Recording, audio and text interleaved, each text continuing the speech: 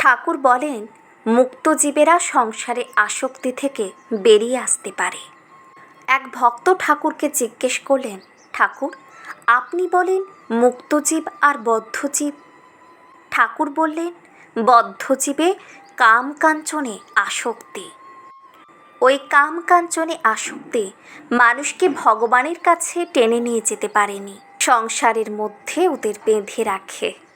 কিন্তু মুক্তজীব সংসারে মায়ার বাঁধন থেকে বেরিয়ে আসতে পারে। তখন ভক্ত জিজ্ঞেস করলেন, কেমন করে ঠাকুর? ঠাকুর বললেন, ওই মাতচোর জেলের মতো। তবে তোদের একটা গল্প বলি শোন। তখন ভক্ত বললেন, চোর কিভাবে আসক্তি থেকে বেরিয়ে আসতে পারে ঠাকুর? চোর তো নিজের কামনা বাসনা পূর্ণ করার জন্যই চুরি করে। তখন ঠাকুর ওই মাতচোর জেলের গল্প তার ভক্তদের শোনালেন।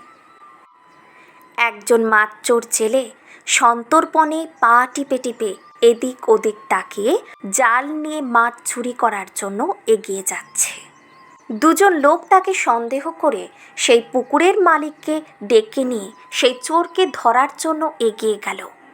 জেলে যেই না পুকুরে মাছ ধরার জন্য জাল ফেলার প্রস্তুতি নিল, সেই সময় সে শুনতে পেল কিছু মানুষ যেন এগিয়ে আসছে ওই পুকুর পাড়ের দিকে।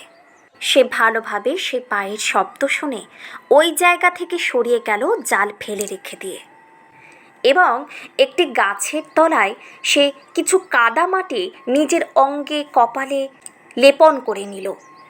যখন সেই জায়গাতে মালিক এবং দুজন লোক যে পৌঁছালো, তারা দেখল ওখানে পুকুরের পাড়ে কেউ নেই এবং একটি গাছের নিচে একজন বসে আছে। এবং সেই জেলেটিকে দেখে তারা ভাবল এ কোনো সাধু হবে যে ধ্যানমগ্ন হয়ে বসে আছে। কিছুক্ষণ পরে তারা ওই জায়গা থেকে চলে গেল এবং তারা যাওয়ার পরে ওই জায়গা থেকে যারাই পেরিয়ে যায় তারাই ভাবে যে ইনি একজন সাধু, যিনি গাছের তলায় এইভাবে ধ্যানমগ্ন হয়ে বসে আছে। লোক মুখে এই কথা ছড়িয়ে পড়ার পরে সকলে যে যার ঘরে যেটুকু আছে সেটুকু নিয়ে সেই সাধুর সামনে গিয়ে উপস্থিত হলো এবং তাকে সাধু ভেবে তারা নিজেদের সাধ্যমতো যা কিছু আছে সাধুর কাছে রেখে সেই জায়গা থেকে চলে এলো।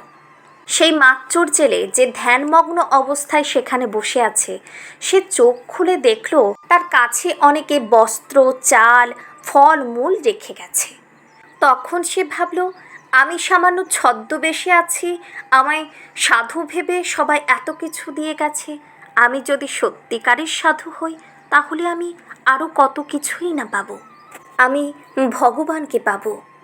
ঠাকুর বলছে, দেখো ওই কপট সাধনাতেও সেই মাতচোর জেলের চৈতন্য ফিরল। সে সব কিছু ছেড়ে, ঘর ছেড়ে সাধু হয়ে চলে গেল।